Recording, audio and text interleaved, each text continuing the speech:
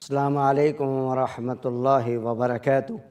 News 18 Urdu کے تربیتی حج programme میں سامعین حضرات کا استقبال کرتا ہوں۔ اس پروگرام کے تحت حج کا مکمل و تفصیلی طریقہ آپ کے سامنے پیش کیا جا رہا ہے۔ ہم نے اس پروگرام کو 5 حصوں میں تقسیم کیا ہے تاکہ عازمین حج ہر پروگرام سے بھرپور استفادہ کر سکیں۔ آج کے پروگرام کا جو ٹاپک ہے وہ بہت ہی اہم ہے، وہ ہے حج کے 5 یا 6 دن۔ یہ وہ 5 یا 6 امپورٹنٹ ڈیز ہیں جن میں حج کی مکمل ادائیگی کی جاتی ہے۔ آئیے ڈے بائی ڈے، یعنی ہر دن کیا کیا کام ہمیں کرنے ہیں اس کو سمجھنے کی کوشش کریں۔ حج کا پہلا دن 8 ذی الحجہ، یہ حج کے 5 دن 8 ذی الحجہ سے 12 ذی الحجہ تک کہلائے جاتے ہیں۔ اگر 13 ذی الحجہ کو انکلوڈ کر لیا جائے تو اس صورت میں حج کے 6 دن ہو جاتے ہیں، 8 ذی الحجہ سے 13 ذی الحجہ تک۔ 13واں دن جو ہے آپشنل ہے، کمپلسری نہیں ہے۔ آدمی اس دن مینا میں رہ سکتا ہے اور اس کو اجازت دی ہے شریعت اسلامیہ نے کہ 12 ذی الحجہ کو مینا سے مکہ اپنی رہائش پہ چلا جائے۔ تو حج کے 5 دن ہوتے ہیں 12 ذی الحجہ تک حج ماننے کی صورت میں، اور 13 کو شامل کر لیں تو حج کے 6 دن ہوں گے۔ حج کا پہلا دن 8 ذی الحجہ، آج کے دن صبح کو مکہ مکرمہ سے ہی حج کا احرام باندھ کر مینا روانہ ہو جایا جاتا ہے، لیکن 25-30 لاکھ کا مجمع صبح کو ایک ہی وقت میں اگر مکہ سے مینا کے لیے روانہ ہوگا تو بڑی دشواریاں سامنے آ سکتی ہیں۔ اس لیے چند سالوں سے سعودی عرب کی حکومت نے یہ نظام رائج کیا ہے کہ بہت سارے عازمین حج کو 7 ذی الحجہ کے بعد آنے والی رات میں ہی 9, 10, 11 بجے مکہ مکرمہ سے مینا لے جاتے ہیں۔ ہندوستان کے عازمین حج جنرلی اسی فارمولے کے تحت 7 ذی الحجہ کے بعد آنے والی رات کو مینا چلے جاتے ہیں۔ اس لیے 7 ذی الحجہ کی شام کو ہی یا مغرب کے بعد اپنی رہائش گاہ سے ہی، اپنے ہوٹل سے ہی یا حرم کے قریب بنے باتھ رومز میں غسل کریں، اگرچہ غسل کرنا فرض یا واجب نہیں ہے، اور اس کے بعد احرام کی چادریں پہننے سے پہلے خوشبو کا استعمال کر لیں، اور اس کے بعد احرام کی چادریں پہن لیں، 2 رکعت نماز پڑھ لیں اور حج کی نیت کریں، حج تمتع کر رہے ہیں۔ عمرے کی ادائیگی پہلے ہو چکی ہے، اب حج کا احرام مکہ ہی سے باندھنا ہے۔ اصول و ضابطے کے مطابق 8 تاریخ کی صبح کو ہم کو حج کا احرام باندھنا تھا، لیکن جیسے کہ میں نے آپ کو بتلایا کہ ہندوستان سے جانے والے عازمین حج جنرلی 7 ذی الحجہ کے بعد آنے والی رات کو ہی مکہ سے مینا چلے جاتے ہیں۔ اس لیے 7 ذی الحجہ کو عصر کے بعد یا مغرب کے بعد یا عشاء کے بعد اپنے معلمین کی تعلیمات کے مطابق رہائش گاہ سے حج کا احرام باندھ لیں۔ حج کا احرام باندھ لیا، مینا پہنچ گئے۔ 8 تاریخ کو مینا میں کوئی بھی مخصوص عمل ان کے لیے لازم اور ضروری نہیں ہے۔ 5 وقت کی نماز وقت پر ادا کرنی ہے۔ مینا میں رہ کر اللہ کا ذکر کریں، خوب دعائیں کریں۔ اس موقع پر لوگ کافی ڈسکشن میں اور مسلکی جھگڑوں میں پڑ جاتے ہیں۔ ہرگز اپنا وقت سیاسی یا دوسرے مسائل شرعیہ میں بحث و مباحثے میں اپنا وقت ضائع نہ کریں۔ یہ آپ کی زندگی کا بڑا قیمتی وقت ہے۔ اس کو مزید قیمتی بنانے کے لیے اللہ کا ذکر کریں، 5 وقت کی نماز وقت پر ادا کریں، قرآن کی تلاوت کریں، اور جتنا ہو سکتا ہے اللہ سے مانگیں۔ عربی اگر آپ نہیں جانتے کوئی مسئلہ نہیں، اپنی جو بھی مادری زبان ہے، اردو، انگریزی، ہندی، اس زبان کے اندر اللہ سے خوب دعائیں مانگیں، اپنے لیے، اپنے بچوں کے لیے، گھر والوں کے لیے، اور ساتھ میں اپنے ملک کی امن و سلامتی کے لیے بھی دعائیں کریں، اور دنیا میں جو حالات خراب ہو رہے ہیں ان حالات کی بہتری کے لیے بھی اللہ تبارک و تعالی سے خوب دعائیں کریں۔ تو 8 تاریخ کو مینا میں رہا جاتا ہے، اور مینا میں رہ کر کوئی بھی عمل آپ کے لیے لازم اور ضروری نہیں ہے۔ اب اس کے بعد دوسرا دن آئے گا حج کا 9 ذی الحجہ، جس کو یوم عرفہ بولتے ہیں۔ اس دن 9 ذی الحجہ کو صبح کو مینا سے عرفات جایا جاتا ہے۔ مینا سے عرفات آپ اپنے طور پر بھی جا سکتے ہیں، لیکن ہندوستان سے جانے والے عازمین حج سے میں یہی درخواست کروں گا کہ جس طرح سے آپ مکہ سے مینا اپنے معلمین کے ساتھ آئے تھے، انہوں نے جو بھی آپ کو بسیس وغیرہ کا انتظام کیا تھا، اسی طرح سے مینا سے عرفات جانے کے لیے بھی اگر آپ کے معلم نے ٹرین کا نظام کیا ہے تو ٹرین کے ذریعے، بس کا انتظام کیا ہے تو بس کے ذریعے سے ہی جائیں۔ اگر آپ اپنے طور پہ جائیں گے تو عرفات میں خیمہ حاصل کرنا بڑا مشکل ہو جائے گا۔ ان دنوں میں کافی گرمی وہاں ہوا کرتی ہے، 48-49 کا ٹیمپریچر ہوتا ہے۔ بغیر خیمے کے، خیموں میں الحمدللہ کولرز وغیرہ کا انتظام رہتا ہے، تو بغیر خیموں کے باہر رہنے میں بڑی دشواریاں سامنے آتی ہیں۔ تو 9 تاریخ کی صبح کو مینا سے عرفات جایا جاتا ہے، لیکن جس طرح سے مکہ سے مینا آپ کو رات میں ہی لے آیا گیا تھا، اسی طرح سے عام طور پہ ہندوستان کے حاجیوں کو 9 تاریخ کی صبح آنے سے پہلے ہی رات میں مینا سے عرفات لے جایا جاتا ہے۔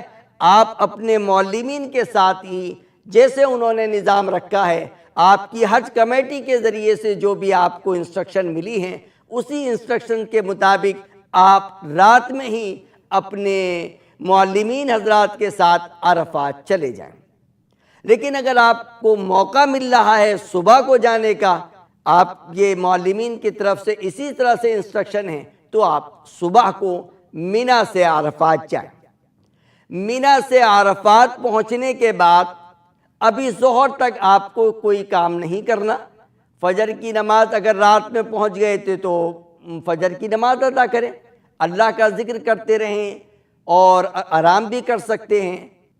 کوئی بھی عمل ابھی آپ کے لیے لازم اور ضروری نہیں ہے۔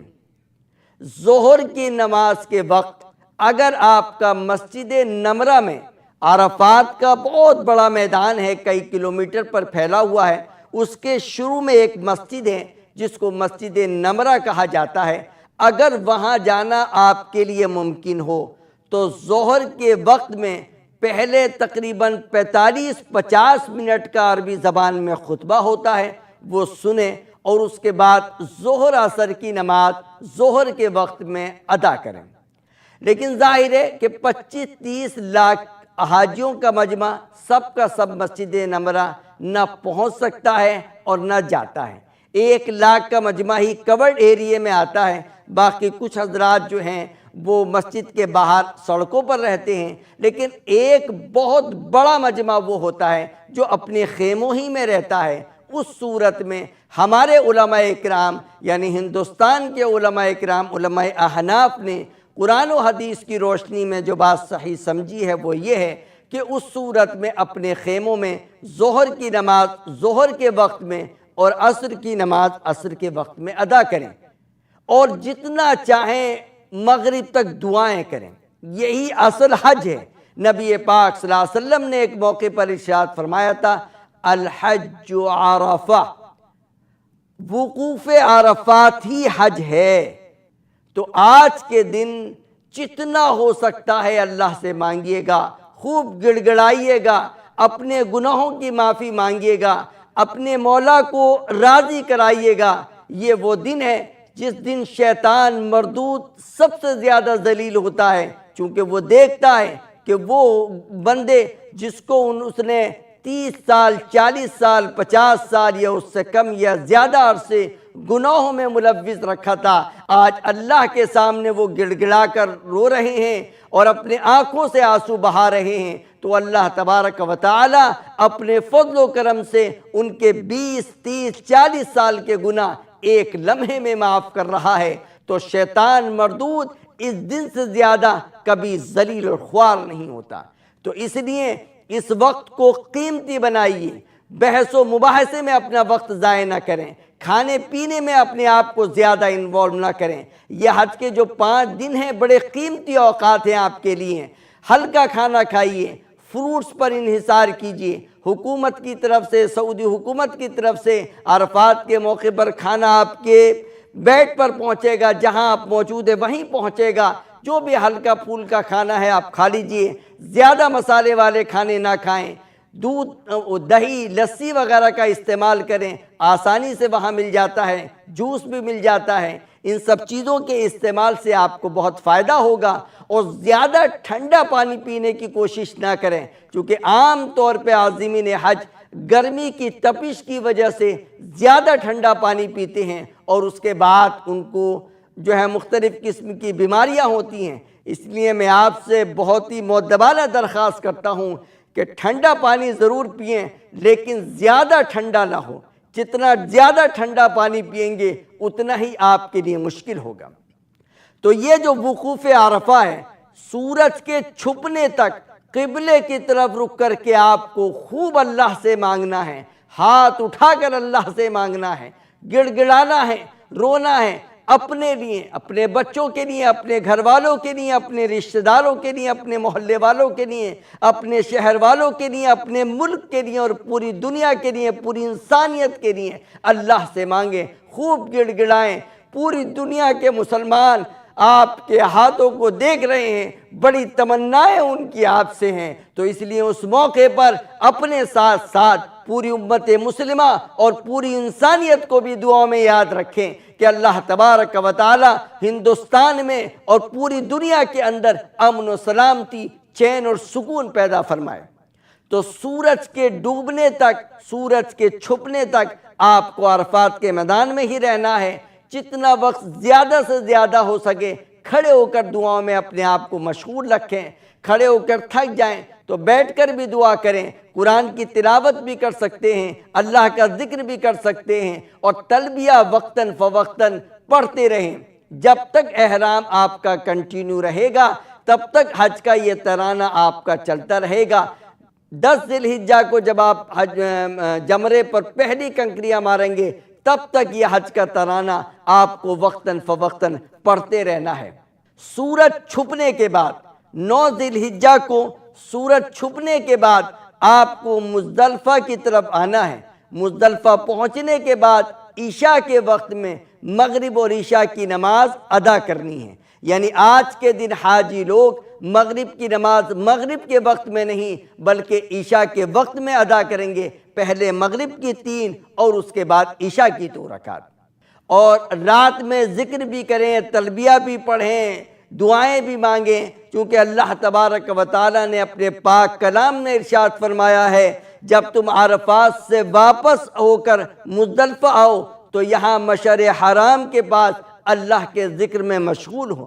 البتہ رات میں کچھ سو بھی لیں، کیونکہ نبی پاک صلی اللہ علیہ وسلم سے سونا بھی ثابت ہے۔ تو یہ بات ہوئی حج کے پہلے دن کی اور دوسرے دن کی۔ اب آتا ہے حج کا تیسرا دن، جس کو ہم اور آپ بقرعید کا دن بولتے ہیں، لیکن حاجیوں کے دن بقرعید کی نماز، عید الاضحیٰ کی نماز ادا نہیں کرنی ہوتی ہے۔ صبح وہ فجر کی نماز ادا کریں گے مزدلفہ میں، اور اس کے بعد تھوڑی دیر کے لیے اللہ کے سامنے ہاتھ اٹھا کر کھڑے ہو کر دعا کریں گے۔ یہ مزدلفہ کا وقوف ہے جو واجب ہے۔ البتہ خواتین اور بوڑھے لوگ اور وہ حضرات جو خواتین اور بوڑھے لوگوں کے ساتھ جڑے ہوئے ہیں، شرعی اعتبار سے ان کو اجازت ہے کہ وہ آدھی رات کے بعد مزدلفہ سے منا جا سکتے ہیں، لیکن عام لوگوں کے لیے شریعت کا اصول و ضابطہ ہے کہ وہ صبح فجر کی نماز کے بعد کچھ دیر مزدلفہ میں وقوف کریں گے یعنی دعائیں کریں گے اور اس کے بعد کنکریاں لیتے ہوئے مینا چلے جائیں گے۔ اگر آپ 12 ذی الحجہ تک کنکریاں مارنا چاہتے ہیں تو 49 کنکریاں آپ کے استعمال میں آئیں گی، اور اگر آپ 13 ذی الحجہ کی بھی کنکریاں مار کر مینا سے مکہ واپس جانا چاہتے ہیں تو اس صورت میں 70 کنکریاں استعمال میں ہوں گی۔ یہ کنکریاں مزدلفہ ہی سے لینا ضروری نہیں ہے، بلکہ آپ مینا سے بھی یہ کنکریاں لے سکتے ہیں۔ مینا پہنچنے کے بعد آپ کو 4 کام کرنے ہیں۔ آج کا دن حاجیوں کے لیے بڑا بزی دن رہتا ہے، بغور سماعت فرمائیں۔ پہلا رمی کرنا، کنکریاں مارنا، دوسرا قربانی کرنا، تیسرا بال کا منڈوانا یا کٹوانا، اور چوتھا حج کا طواف اور حج کی سعی کرنا۔ پہلا عمل کنکری مارنا، صبح سے لے کے شام تک جس وقت چاہیں، پہلے جمرے پر نہیں، دوسرے بیچ والے جمرے پر نہیں، آخری جو بڑا جمرہ ہے اس کو 7 دفعے میں 7 کنکریاں ماریں۔ اور کنکریاں اگر آپ کسی دوسرے کی طرف سے مارنا چاہتے ہیں، کوئی بوڑھا مرد ہے یا کوئی بوڑھی عورت ہے تو اس کی طرف سے کہ وہ وہاں پر نہیں پہنچ سکتی ہے، آپ پہلے اپنی طرف سے اور اس کے بعد اس کی طرف سے 7 دفعے میں 7 کنکریاں مار دیں۔ پھر اس کے بعد آپ کو قربانی کرنی ہے۔ قربانی کے مختلف طریقے وہاں موجود ہیں، آپ سلاٹر ہاؤس جا کر بھی قربانی کر سکتے ہیں۔ اگر آپ نے پہلے آن لائن فیس جمع کر رکھی ہے تو اس سے بھی وہ قربانی آپ کی ادا ہو جائے گی۔ اگر آپ کا کوئی رشتہ دار، آپ کا کوئی جاننے والا مکہ مکرمہ میں موجود ہے تو اس کو آپ اطلاع کر دیں۔ آپ کے اور بھی دوست احباب وہاں پر ملیں گے جو آپ کی حج کی قربانی کر سکتے ہیں۔ پھر آپ ان کو بتا دیجئے کہ کنکری آپ کی لگ گئی ہیں، وہ اس کے بعد آپ کی حج کی قربانی کر دیں گے۔ قربانی ہونے کے بعد اب آپ کو سر کے بال منڈوانے ہیں یا کٹوانے ہیں۔ مرد حضرات سر کے بال منڈوائیں گے، خواتین چوٹی کے آخر سے خود بھی بال کاٹ سکتی ہیں، کوئی محرم بھی ان کے بال کاٹ سکتا ہے اور کوئی دوسری خاتون بھی ان کے بال کاٹ سکتی ہے۔ اب احرام اتر جائے گا، اب ساری چیزیں جو حرام تھی وہ حلال ہو گئیں۔ خوشبو کا استعمال کرنا اور لباس کا پہننا، جو چیزیں حرام آپ کو بتلائی گئی تھی وہ سب چیزیں حلال ہو گئیں، لیکن میاں بیوی والے تعلقات ابھی بھی حرام رہیں گے حتیٰ کہ طواف زیارت کر لیں۔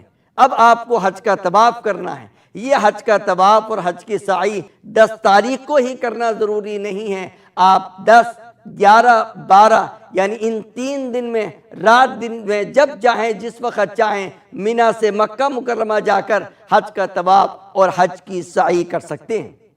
اب اس کے بعد دن آتا ہے حج کا چوتھا دن، 11 ذی الحجہ۔ 11 ذی الحجہ کو آپ کو ایک مخصوص عمل اور کرنا ہے، وہ ہے کنکریاں مارنا۔ 10 ذی الحجہ کو ہم نے 7 دفعے میں 7 کنکریاں آخری جمرے پر ماری تھی، لیکن 11 ذی الحجہ کو اور اس کے بعد 12 ذی الحجہ کو آپ کو پہلے جمرے پر 7 دفعے میں 7 کنکریاں، اس کے بعد دوسرے بیچ والے جمرے پر 7 دفعے میں 7 کنکریاں اور آخری جمرے پر 7 دفعے میں 7 کنکریاں۔ تو 11 ذی الحجہ کو 21 کنکریاں استعمال میں آئیں گی، 12 ذی الحجہ کو بھی 21 کنکریاں استعمال میں آئیں گی، 10 ذی الحجہ کو اپنے آخری جمرے پر کنکریاں ماری تھی، تو اس طرح سے 21 دونی 42 اور 7 49 کنکریاں آپ کے استعمال میں آ گئیں۔ 11 تاریخ کو اور 12 تاریخ کو کنکریاں جو ہیں وہ ظہر کی اذان سے پہلے نہیں مار سکتے۔ کچھ لوگ ناواقفیت کی وجہ سے زوال آفتاب سے پہلے کنکریاں مار رہے ہوتے ہیں، آپ ان کو نہ دیکھیں، آپ کو کنکریاں 12:30 کے بعد ہی مارنی ہیں۔ 12:25 12:27 کے آس پاس جو ہے وہ زوال آفتاب کا وقت ہوتا ہے، تو 11 ذی الحجہ کو اور 12 ذی الحجہ کو آپ کی جو کنکریاں ہیں وہ زوال آفتاب کے بعد ہی مارنی ہیں۔ اور باقی اگر آپ نے حج کا طواف اور حج کی سعی 10 تاریخ کو نہیں کیا ہے تو 11 تاریخ یا 12 تاریخ کو بھی آپ کر سکتے ہیں۔ 10 تاریخ کو اور 12 تاریخ کو ازدحام زیادہ ہوتا ہے تو آپ کے لیے بہتر ہوتا ہے کہ آپ 11 ذی الحجہ کو جائیں اور حج کا طواف اور حج کی سعی کریں۔ حج کی سعی کو مؤخر بھی کر سکتے ہیں، بعد میں بھی کر سکتے ہیں، لیکن حج کا طواف ہر حال میں آپ کو 12 ذی الحجہ کے غروب آفتاب تک کرنا ہوگا۔ اب اگر آپ چاہتے ہیں کہ مینا سے مکہ چلے جائیں تو آپ مغرب سے پہلے مینا سے مکہ کے لیے روانہ ہو جائیں، اور اگر آپ چاہتے ہیں کہ 13 ذی الحجہ کی بھی کنکریاں مار کر جائیں تو آپ مینا میں قیام کریں، اور 13 ذی الحجہ کو پھر اسی طرح سے جس طرح سے آپ نے 11 12 ذی الحجہ کو 21 کنکریاں ماری تھیں، 21 کنکریاں وہاں پر ماریں، اور اس کے بعد مینا سے مکہ چلے جائیں۔ یہ آپ کا حج پورا ہوا۔ اللہ تبارک و تعالیٰ آپ کے حج کو قبول فرمائے۔ میں نیوز 18 اردو کا انتہائی مشکور ہوں کہ انہوں نے مجھے عازمین حج کی خدمت کا موقع فراہم فرمایا۔ لبیک اللہم لبیک، لبیک